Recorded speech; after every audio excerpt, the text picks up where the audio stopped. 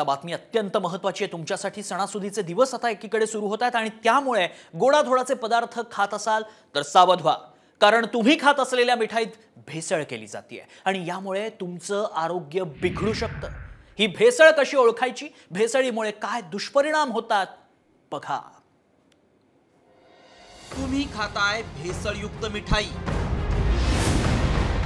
तूप मावा मिठाईत सर्रास भेसळ।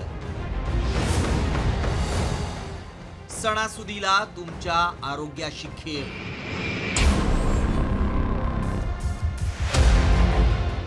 तुम्ही चवीचवीने मिठाई खात असाल तर आजारी पडाल, कारण तुम्ही खात असलेली मिठाई भेसळयुक्त असू शकते। सणासुदीचे दिवस सुरू आहेत, बाजारात गोडाधोडाचे पदार्थ विक्रीला आलेत, मात्र पैसे कमावण्याच्या नादात तुमच्या आरोग्याशी खेळ केला जातोय। मावा तूप मिठाईत सर्रास भेसळ केली जाते। माव्यात निकृष्ट दर्जाची दुधाची पावडर मिसळली जाते। टॅल्कम पावडर, चुना, खडू, पांढऱ्या रसायनाची भेसळ होते।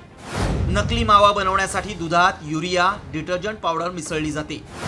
निकृष्ट दर्जाचं तूप, शुद्ध तेल, पाणी आणि शुद्ध दूध एकत्र मिसळतात। बनावट तुपातील साधं वनस्पती तेल, पाम तेल वापरलं जातं।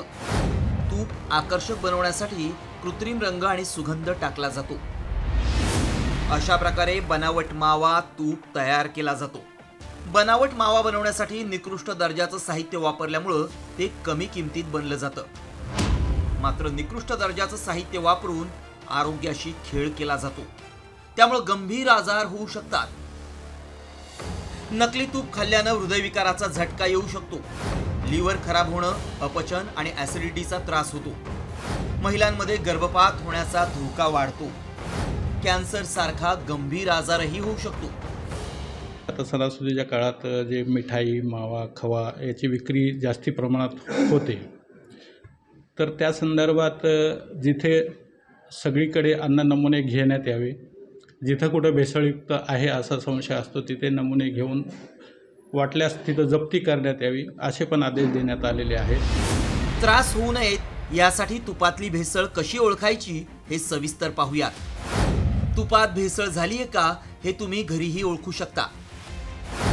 एक चमचा तूप घेऊन ते एका काचेच्या ग्लासमध्ये ओता। तुपात आयोडीनचे 1 किंवा 2 थेंब टाका।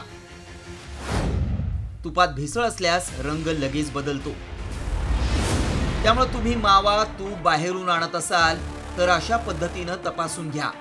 सणासुदीचे दिवस सुरू आहेत, तुम्ही मिठाई घरी आणत असाल तर सावधगिरी बाळगा, कारण पैसे कमवण्याच्या नादात तुमच्या जीवाशी खेळ सुरू आहे। रिपोर्ट साम टीव्ही न्यूज।